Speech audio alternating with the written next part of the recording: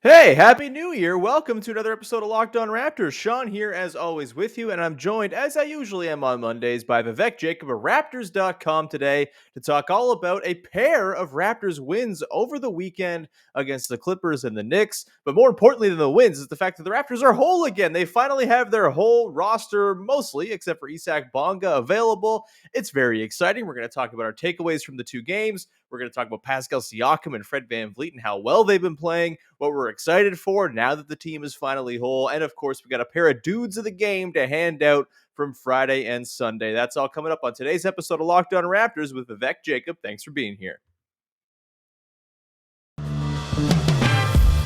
You are Locked On Raptors, your daily Toronto Raptors podcast, part of the Locked On Podcast Network, your team every day.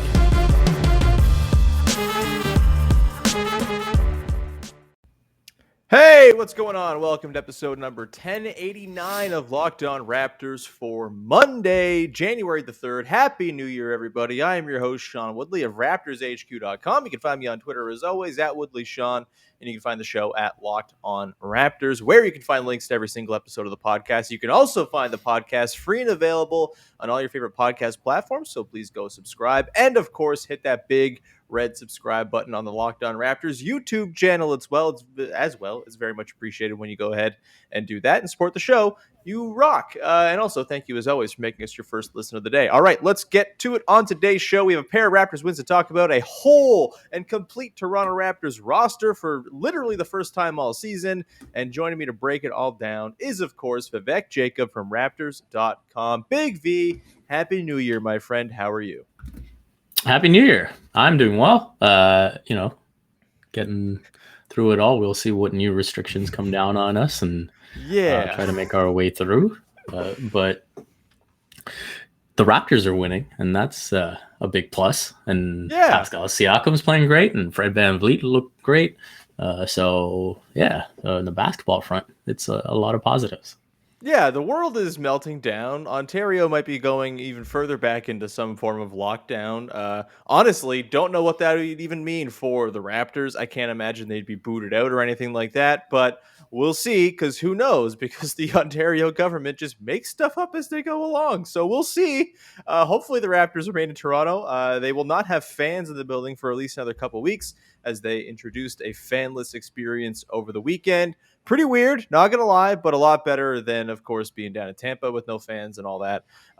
So, Vivek, let's dive into some takeaways from this weekend, shall we? It was fun basketball from the Raptors. Obviously, a couple of games against a couple of teams that were depleted by injury and COVID, and so there's only so much you can really take from them in terms of big picture stuff, but I found myself wanting to glean big picture takeaways because it's the first time we've finally seen the team kind of as it was intended from the start of the year. Just the fourth time on Sunday that we saw the five-man lineup of Fred VanVleet, Gary Trent Jr., OG Anunoby, Pascal Siakam, Scottie Barnes play together.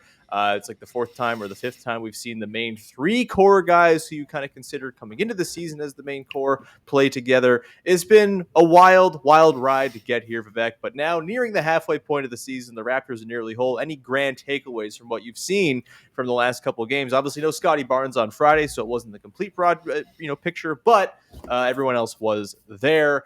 Overall sort of impressions from a 2-0 weekend for your now fully complete and together, knock on wood, Toronto Raptors. Pascal Siakam is, to me, all the way back, baby. Hell yeah. Hell yeah. I think when you look, I think the big thing for me is just his play around the paint. Sure. I think that's the biggest indicator for me when you see that touch off the glass, that finishing around the rim, the comfort with double teams and finding the open man. Those things are really standing out. Defensively, he's doing a great job. His energy on the glass is incredible. I mean, the 3 games back, he's averaging 24 points, 13 rebounds, 7 assists, almost 2 steals and a block. So, yeah, that gets you giddy because, for him to be playing at that level, the ceiling of this team changes quite dramatically, because now again you're getting back into that conversation where everyone's healthy, everyone's playing the way they looked the last couple games. You sneak into that 5-6 spot, and then you try to see what happens. Yeah, lately I'm very much finding myself wanting every possession to run through Pascal Siakam in some way, shape, or form because good things tend to happen. He's gotten so ridiculously good, and this was on display in full against the Knicks, who were really loading up on him when he, got into traffic, was in sort of in the middle of the defense. He was seeing 2, 3 bodies, and the way he's kind of learned to evade those oncoming defenders, those double and triple teams, and find guys for open looks, whether it's cutting bigs who he's just hitting with beautiful little short passes, or he's kicking out with these sort of like off balance weirdo kickouts to the far wing.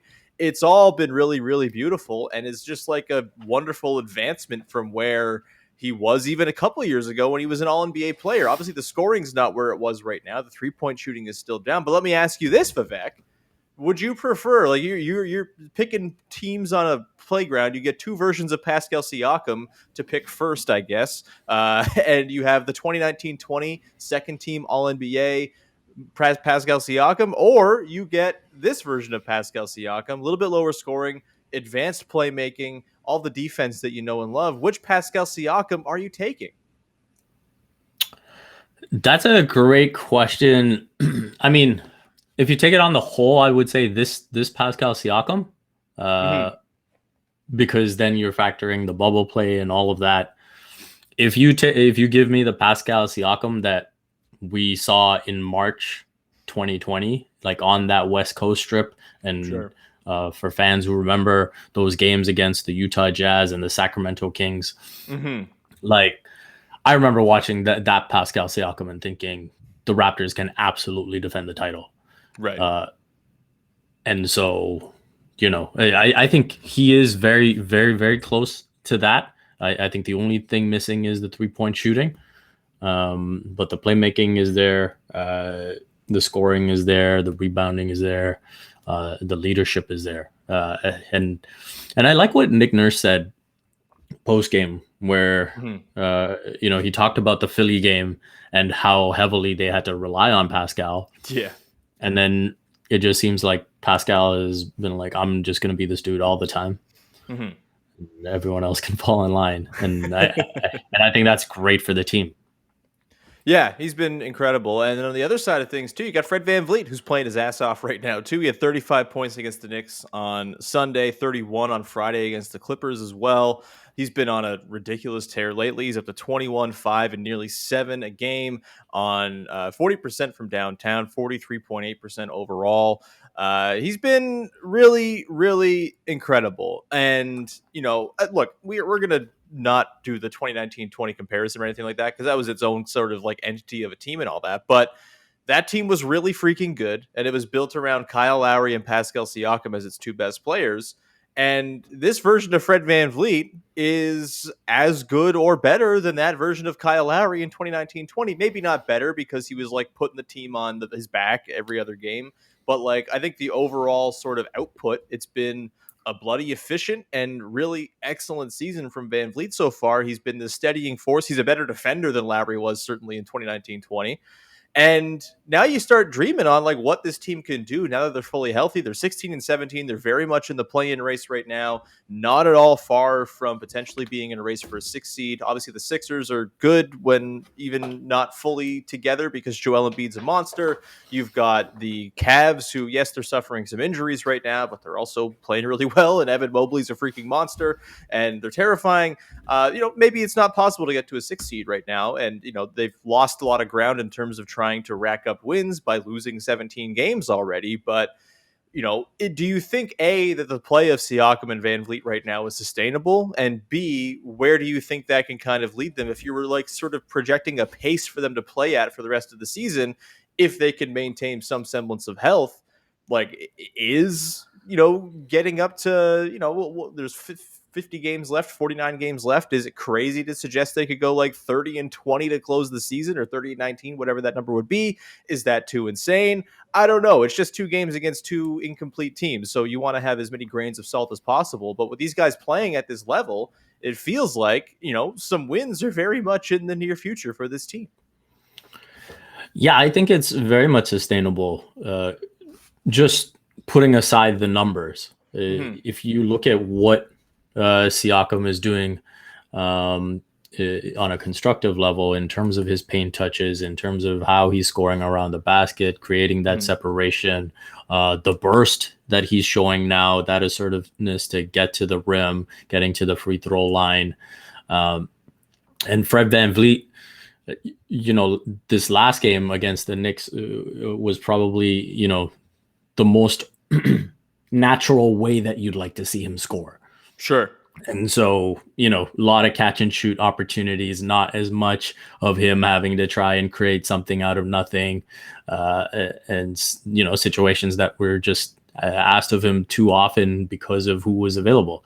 So I think with that, in terms of the actual construction of how they're getting their points, I think that is very much sustainable. Is Fred going to put up 35 every night? No. Is Pascal going to need that level of usage and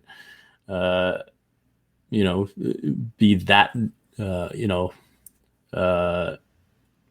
orchestrative every night? No. But I think once Scottie Barnes really gets his legs under him, and OG continues as well, they can maintain that style of play for sure.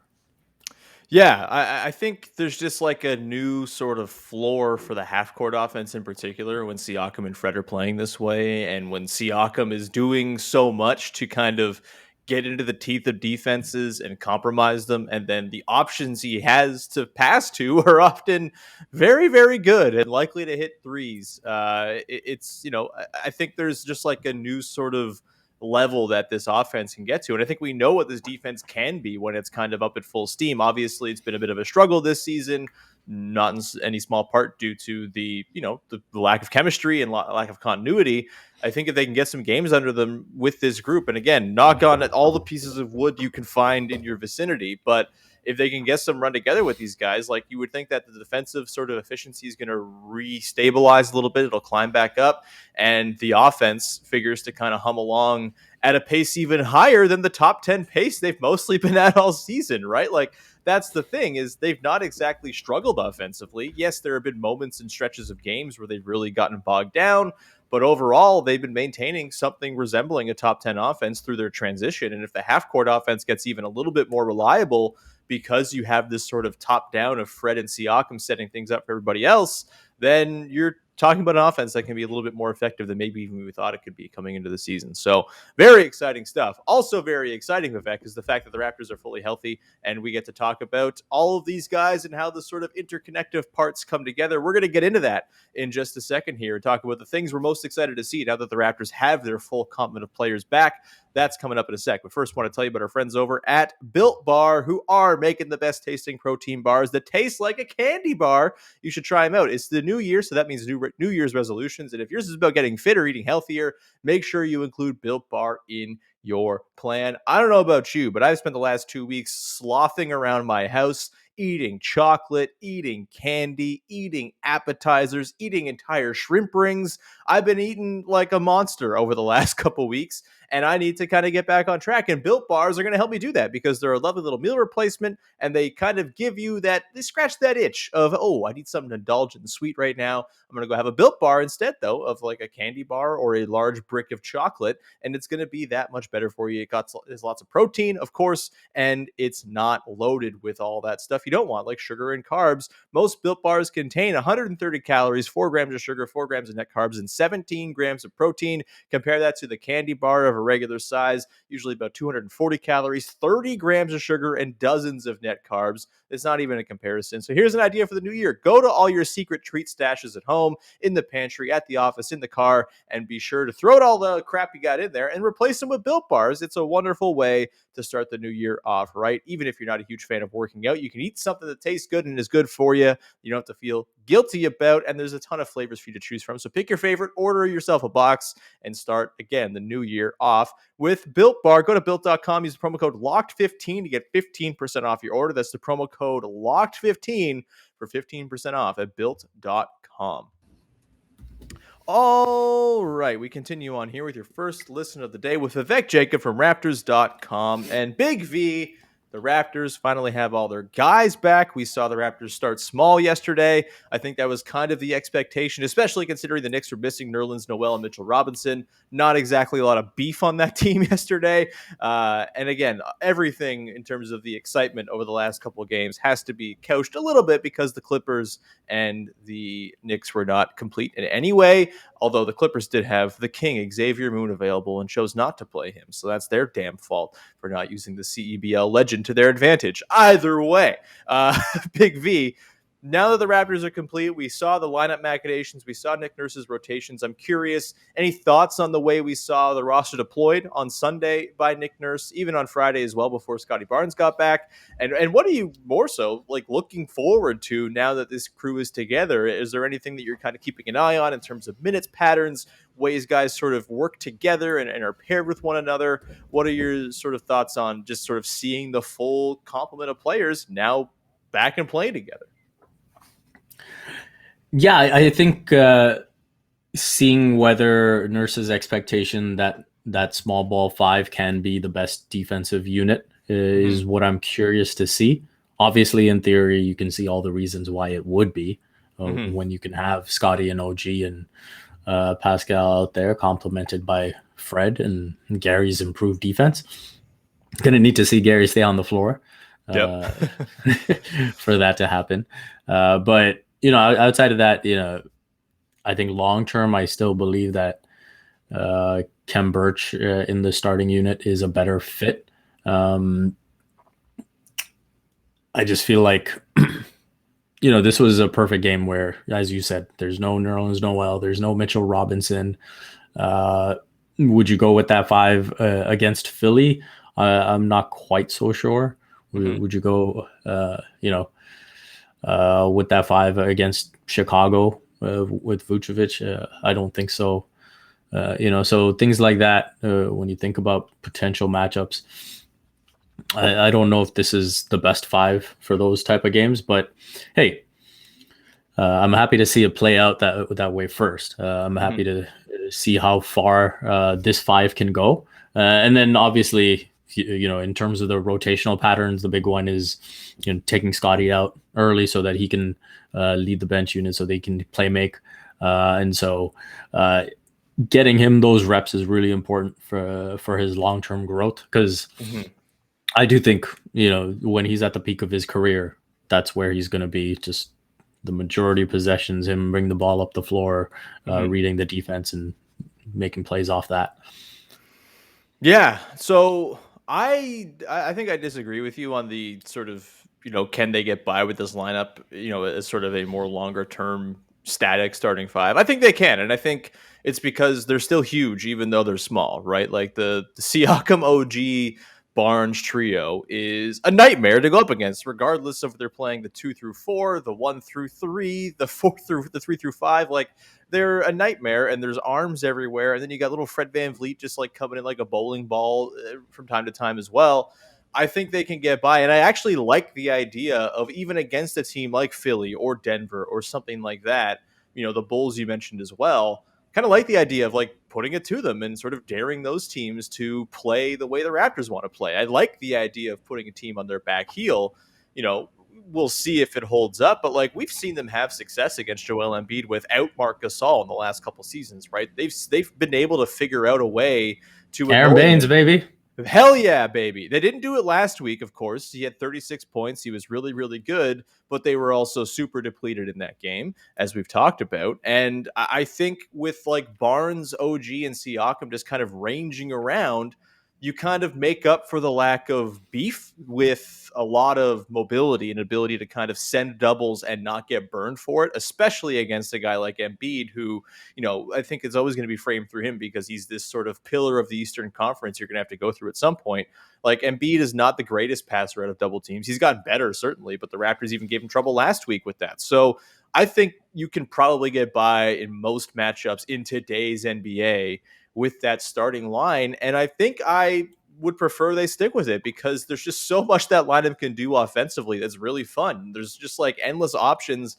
This is the sort of joy of watching that group is, I think there's going to be at some point this sort of discourse about, oh, whose team is it? Who's got the ball? Who's taking the shots? I don't really care. All of them are guys who can get buckets and who I'm comfortable taking taking shots. Why not have five? Like, make the whole plane out of dudes who can score. That's nothing wrong with that to me. And so I'm cool with that lineup as the sort of thing going forward here. But it does require that the second unit is good and bolstered and is able to kind of maintain. And obviously, Birch and Achua will have their moments against big center matchups as well.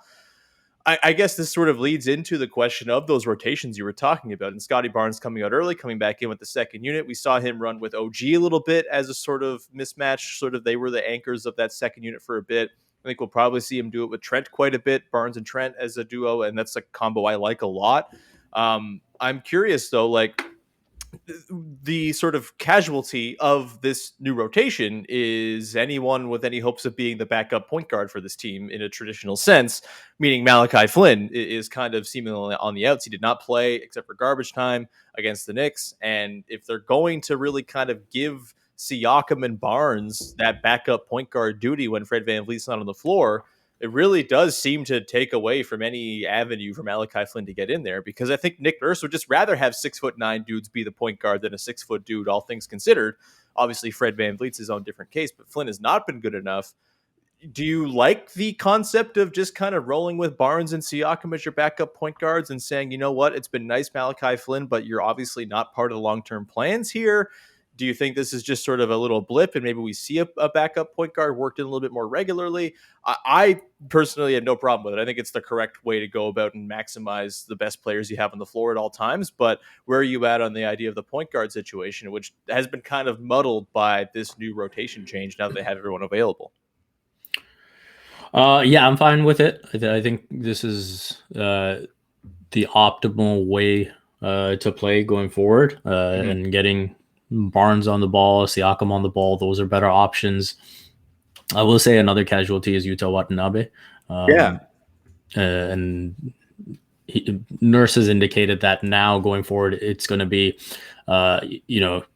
hey, do I need a different kind of spark at the guard? Then he'll consider Malachi or Delano. And in the same way, it becomes Svi versus Utah in terms of, hey, do I want the extra wing guy? Do I want a little extra theoretical spacing? And so I think that becomes a bit more interesting as well. It'd be strange to see Utah fall out of the rotation, but hey, that's the way it goes sometimes. I think this is where, again, for me in my theoretical lineup of Kem Birch at the 5, Gary slides out, and now he's the backup 2, and now you just don't need Svi at all, right? And so I think raising that floor a little is kind of maybe where I'm caught up with a little bit. And so again, I'm happy to see how this small ball 5 plays over a long stretch of games, and hopefully they can be healthy and stay out of any kind of trouble. So yeah, let things take its natural course.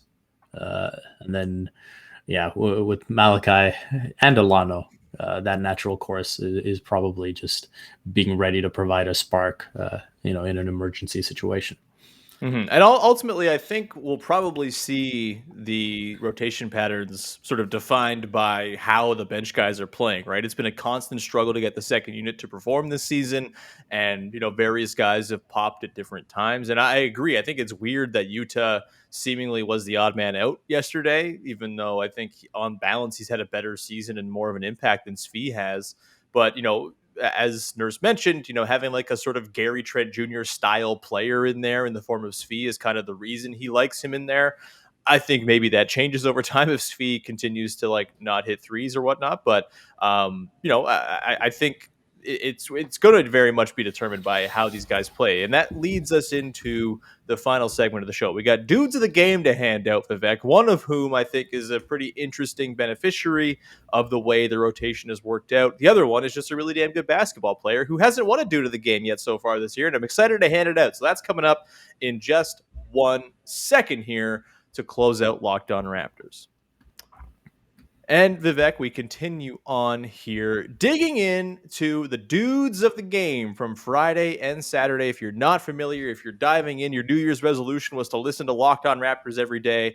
Well, thank you, number one. But we should also explain the segment, which is, of course, the dude of the game. It's the guy who didn't really have like the biggest impact on the game necessarily, but did a lot of dude type things to help the Raptors win, or almost win, or whatever the hell the situation might have been. Either way, bit of an interesting due to the game pick for Friday's game against the Clippers that I have on tap here, Vivek. Obviously, usually this is reserved for sort of role player situations, but this game kind of only featured three Raptors really shining. It was OG Anunoby with the 26 points, Fred VanVleet with 31, and your due to the game, picking up his first due to the game win all season long, is Pascal Siakam, baby, who had a lot going for him in that game on Friday. He was unbelievable. 25 points. He had the 7 assists, 19 rebounds. He was just everywhere, doing everything for this Raptors team. And I think very worthy of the dude of the game, considering he was kind of the engine behind a lot of their success in that game against LA. Thoughts on Pascal Siakam getting his first due to the game win? Again, this is not a slight against Pascal. It just means he's been too good and star-like to really be considered for this award too often this season. Yeah, he's been awesome. So he deserves all the awards he can get right now. Yeah, if they found a way to pull off that win against Philly, he's probably looking at an Eastern Conference Player of the Week nomination. Yeah, good point. So I think he's playing really, really well. Again, it's really satisfying to see him at this level again, because I think both of us and people like Samson have been, and Louis Zatzman as well. The smart people, you're damn right. I've been in that minority that, hey, this isn't a Space Jam movie. You know what I mean? Like he's gonna get it back, and here he is. He's back, and this is part of why I think we had that episode where we were. I think your question to me was, what were the better chances of whether it was Scottie Barnes becoming the best player on the team or OG or something like that. And I couldn't get behind Scottie being the best player on the team yet, because in my mind I was still like, when Pascal is Pascal, like there's no question who the best player on this team is, and it's very much looking like that right now. Yeah, I mean, I guess you could go Fred. That's an interesting one. Right now, I still think Pascal's like the most talented player on the team. Maybe Barnes is the most like raw talented. I think Siakam is the most like polished and refined of the talented guys. Yeah. But like Fred's been amazing too. If you had to pick one guy right now, I'm making you pick again like we're on the schoolyard. But like Fred or Pascal as the Raptors' best player right now, who you got? I mean, in terms of the best player, I'd still say Pascal. In terms of the most impactful, I would say Fred VanVleet. It's kind of like that championship season where it's like Kawhi Leonard is obviously the best player on the team, but in terms of making everything function the right way, Kyle Lowry is probably the most important. And so this season, I do think Pascal is the best player on the team at this level right now. And then again, you talk about making other players better. When he's playing like that, and you see how much easier the game gets for Fred as well. Yeah. And you see the catch and shoot opportunities and all of that. And even when, Pascal's defending in the post and Fred's like, all right, I know I can go dig. Because Pascal's going to hold his own and really create some problems here. All of that, to me, makes Pascal the best player on the team. Yeah, I think I'm with you. I think Fred has had the best season of any Raptor. I think that's probably a fair way to put it. But I think the way Siakam's playing right now, like no Raptor can reach the levels that Siakam is at right now, presently as it exists. I'm sure Scottie Barnes will get there very soon. He's awesome. And I'm really excited for Barnes to be unleashed as the second point guard a little bit more. He had no assists in that game against the Knicks. Hopefully that kind of ticks back up, because he's really, really fun when they kind of let him do stuff.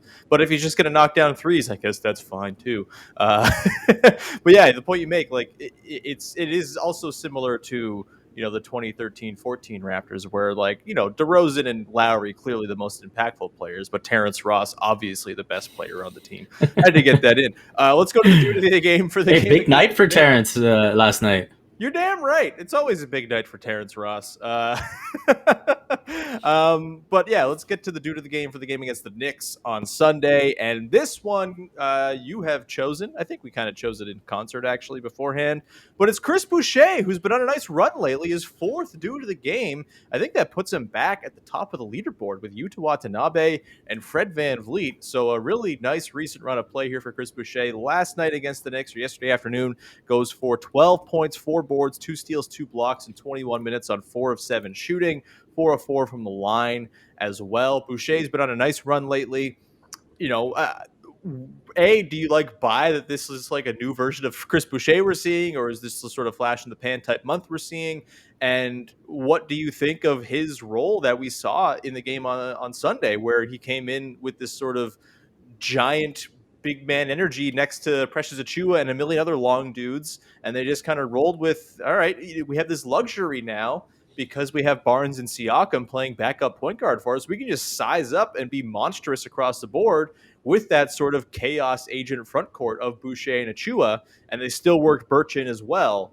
What were your impressions of the way Boucher was used, the way he played, and how sustainable is this run of play that he's been on? Yeah, I think he's settled down quite a bit. I think his mind was probably going 100 miles a minute before, and I think he's talked about meditating and just easing up and clearing his mind, and I think that is helping him. You mentioned the month. I mean, he finished December, 10 games in December, 13.7 points, 7.8 rebounds, 51% from the field overall. We knew the 3-point shot was really, really struggling. So he's gone from 15% in November to 32% in December. And so that's becoming a bit more manageable. And, again, with spacing, it's just the first part is, just putting the thought in the defender that you will shoot. You know what I mean? And now, we always know he will shoot, and now it's, hey, can you get it to go down as well? So I think that's coming around, and when he's playing like this, he kind of just gives you what you need off the bench, right? And it's like, hey, right now it's like, can you just get some type of production, some type of sustainability from the bench? And Jack Armstrong was making the point that when you had the bench mob, you had a 6-point lead going up to 12 by the time the starters come back. Yeah. With this bench, you just wanted to stay at 6. Yeah. You know what I mean? Or just like stay afloat until the starters come back. And Boucher at this level is good enough to do that or contribute towards that. Yeah, like I said before the break, I think, who ultimately plays in the second unit will be dependent on how guys are playing when they get those shots. And I'm sure at some point Malachi Flynn or Delano Banton will get a moment, whether just by foul trouble or game flow or matchups or whatever. Boucher or Achiuwa is having a rough night, someone goes out with an injury, whatever it could be, those guys will get shots. But I think the sort of optimized version of the Raptors rotation right now includes this Boucher Achiuwa front court. It includes probably Yuta Watanabe sliding in there in place of Svi Mykhailiuk, but even if not, Svi in there as the 8th guy is not like the end of the world. And then you just dot those second units with 2 of the Raptors starters and you're laughing. There's no reason to have fewer than 2 of the Raptors starters on the floor at all times at this point. And I think those are that's an interesting thing to watch, is to watch those partnerships between the starters and how they team up to help the second units. Do you have a favorite second unit, in between combo of starters working as the pillars of that second unit? Are there, combinations that you particularly don't like? What's your sort of read on that right now? Well, I think when Delano was also getting in there, I liked the potential for chaos between Delano and Boucher and Precious. Right. And I was just like, hey, maybe the way to go is just maximize, just maximum chaos while they're out there. So obviously Scottie is a better version of Delano. So having him out there, with those two guys can kind of work. I think Precious, I think finishing around the basket is obviously something that he really needs to work on. Not just finishing around the basket, it's moving the ball above 1 foot off the ground around the basket, because he'll get it, bring it down, and then it's just like, here, smack it away, please, I beg you. Yeah, yeah. And it's almost like when he gets an offensive rebound, Mm-hmm. it's like it's good for the team just in that solitary second that he actually grabs it. Yeah, Because it's a sinking everything feeling, that though. follows, yeah, exactly. Because he's not going to pass it back out. He's going to try. And I remember there was that possession against the Knicks Mm-hmm. where he gets the ball inside and it's pump fake, pump fake, pump fake, and you can hear Chris Boucher just be like, just go up, go Yep, up, go up. yep. and then the ref calls 3 seconds, and then Precious is like, and it's like, Yeah. well, If Boucher had you, man, like it was very clear what the decision was here. Yeah, it's I think I agree. Like, having Barnes with the second unit I think is a way to get Barnes on the ball more, which he's not going to get a ton of opportunity to do when he's playing next to Siakam, OG, and Fred.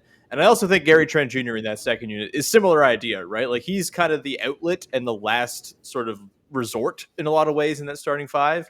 If you pair him with Barnes with just some like dudes who will fly around and rebound and be maniacs, like, I really like that combination as a way to get both Barnes and Trent their touches without kind of compromising the overall rotation. So, yeah, I think that's probably a good place to leave it here. I got to say, very happy to be talking about a full Raptors team, man. I kind of have like a pep in my step talking about this team in a way I haven't for the last couple of weeks. It's nice. It seems like, hopefully, knock on wood, they've got this COVID stuff behind them for now, when a lot of other teams certainly do not. And so I guess you got to like count your blessings there, and hope that it kind of holds up. And yes, they're playing without fans, but hey, it's they're still making it happen, and that's great. We'll continue on talking about this week of games. Obviously, it's a loaded schedule this week, so we'll dig into all the games and break them all down for you, preview them, hit on some other evergreen topics throughout the week. But Vivek, that brings us to the end of today's episode. Thank you for being here, man. Anything you'd like to promote for the good people out there?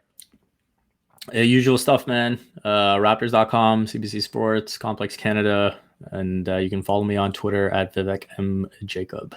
Excellent. You can find me at Woodley Sean. You can subscribe to, rate, review this podcast and all your favorite podcast platforms for absolutely free. Same as YouTube. You can go subscribe for the low price of On the House and support the show. It's very much appreciated. And let's start off 2022 right here on the podcast. 2021 was an awesome year. As I mentioned on the last episode, it was by far the biggest year we've ever had, downloads wise and views and all that stuff. So thank you from the bottom of my heart to all the wonderful listeners out there. You're fantastic, beautiful, and wonderful. And hopefully this is another huge year where we get to actually talk about like a good non-depressing basketball team, like much of 2021 was all about. So thank you. With that, we'll leave it there. We'll come back tomorrow. Still figuring out if tomorrow's episode will be a daytime episode or a post-game podcast after the Spurs game. Might do it that way just because it's a doubleheader and timeliness is always kind of an issue, but we'll get to that and figure that out tomorrow. Either way, thank you so much for tuning in. We will talk to you again on Tuesday with another episode of Locked On Raptors. Bye-bye.